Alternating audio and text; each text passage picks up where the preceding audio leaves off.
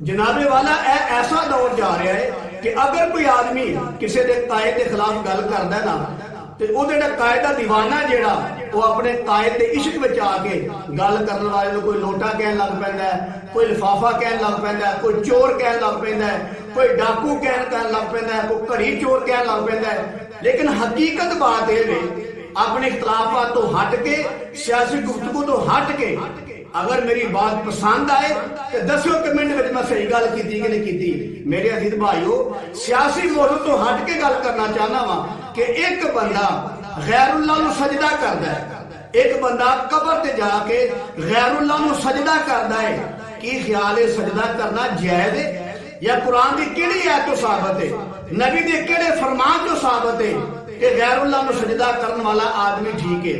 جبکہ قرآن و حدیث جو ثابت ہے اللہ تعالیٰ نے 18 نبیوں دے 18 نبیوں دے نام لے کے اللہ نے فرمایا وَلَوْ أَشْرَكُوا لَحَبِطَ عَنْهُمْ مَا كَانُوا يَعْمَلُونَ، اگر اے نبی بھی خدا نہ ہاتھ شرک کر دے تو انہاں دے عمل بھی ضائع کیتے جاندے۔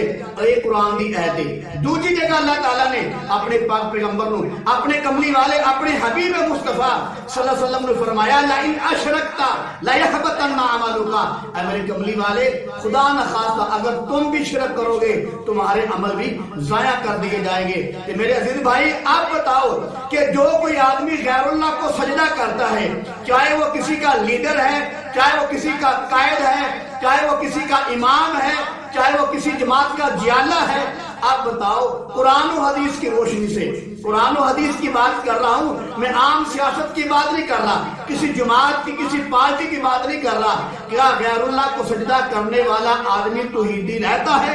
کیا مسلمان رہتا ہے یا وہ مشرک ہو جاتا ہے؟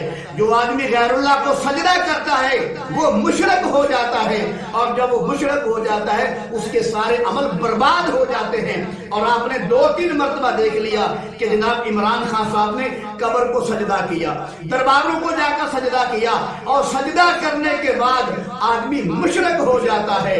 اگر کسی آدمی نے مجھے اس موضوع کے بعد، اس بات کے بعد گالی دینی ہے، چور کہنا ہے اور لفافہ کہنا ہے، غدار کہنا، 100 بسم اللہ، میں کہتا ہوں 200 بسم اللہ، انشاءاللہ اس عزیز قرآن و حدیث کے مطابق بات کریں گے۔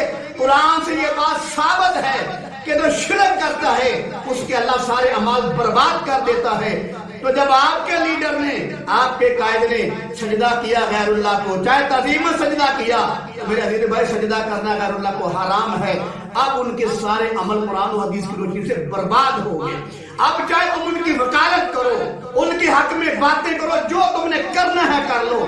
قرآن کہتا ہے قرآن سے بڑھ کر نہ تمہاری بات ہے، نہ میری بات ہے، نہ تمہارے لیڈر کی بات ہے، نہ میرے لیڈر کی بات ہے، قرآن سے بڑھ کر کسی کی بات نہیں ہے۔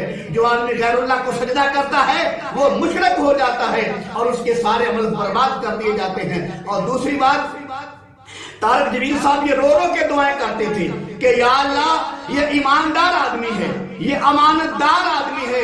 طارق جمیل صاحب کی ویڈیو موجود ہے، ساری دنیا جانتی ہے، وہ کہتے تھے کہ یا اللہ یہ امانت دار آدمی ہے۔ میں طارق جمیل صاحب سے اور جو ان کے فالوور ہیں ان سے پوچھنا چاہتا ہوں کہ میرے عزیز بھائیو، اللہ تعالیٰ نے جو انسان کو پیشانی دی ہے، یہ اللہ تعالیٰ کے انسان کے پاس امانت ہے۔ یہ سجدے کرنے کا جو حکم ہے، یہ حکم اللہ کی جانب سے انسان کے پاس اللہ کی امانت ہے۔ یہ سجدہ کرنا، یہ جو اللہ نے حکم دیا ہے، یہ اللہ کا حکم ہے کہ مجھے سجدہ کیا جائے۔ یہ حکم انسان کے پاس اللہ کی امانت ہے، اور جب یہ آدمی اللہ کو چھوڑ کر غیر اللہ کو سجدہ کرتا ہے تو اللہ کی دی ہوئی امانت میں خیانت کرتا ہے۔ جب کوئی آدمی خیانت کرتا ہے تو اب بتاؤ طارق جمیل صاحب، تم کہتے ہو تو بڑا ایماندار ہے، یہ تو بڑا ایماندار ہے۔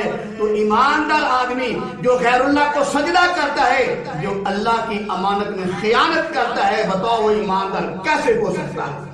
اور فرمایا جو امانت میں خیانت کرتا ہے، آپ مانا کریں اس کا مانا کیا بنتا ہے؟ پنجابی کے اندر میں اور آپ کہتے ہیں اس کو بے ایمان کہتے ہیں۔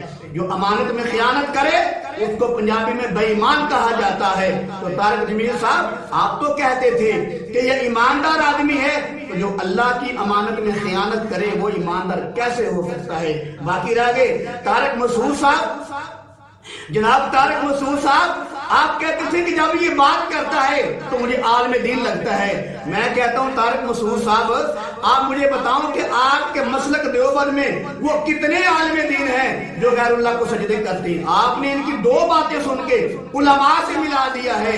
تو کیا جو غیر اللہ کو سجدہ کرتا ہے مفتی طارق صاحب آپ ہی مجھے بتا دیں جو غیر اللہ کو سجدہ کرتا ہے کیا وہ مشرک نہیں ہو جاتا؟ کیا وہ مسلمان رہتا ہے؟ وہ مشرک ہو جاتا ہے. اور جب وہ مشرک ہو جاتا ہے تو مفتی طارق مسعود صاحب آپ ذرا فتویٰ لگائیں نا. آپ تو مفتی صاحب ہو, آپ ذرا فتویٰ لگاؤ, بتاؤ اس کے عمل سارے برباد ہوتے ہیں کہ نہیں ہوتے؟ وہ جو باتیں جس پر آپ فائن ہوئے تھے سجدہ کرنے کے بعد, بتاؤ وہ باتیں برباد ہوئی کہ نہ ہوئی؟ اس کا مطلب یہ نہیں کہ آپ کے فالوور زیادہ ہیں تو آپ کی بات مانی جائے گی, طارق جمیل صاحب کے ماننے والے زیادہ ہیں تو آپ کی بات مانی جائے گی. نہیں نہیں نہیں, میں قسم اٹھا کر کہتا ہوں, ایمانداری سے کہتا ہوں, ساری دنیا آپ کی دیوانی ہو جائے انشاءاللہ سب سے پہلے پھر بھی قرآن و سنت کی بات مانی جائے گی. اب پسند اپنی اپنی ہے کہ تم نے ایسے لیڈر کے پیچھے چلنا ہے جو مشرک ہے, جو غیر اللہ کو سجدے کرتا ہے, پھر بھی تم اس کی تعریفیں کرتے ہو. پھر تم پر افسوس ہی کیا جا سکتا ہے, پھر یہی کہا جا سکتا ہے کہ ہم نے تو دل جلا کے شریعام رکھ لیا, اب جس کے جی میں آئے وہ پائے روشنی.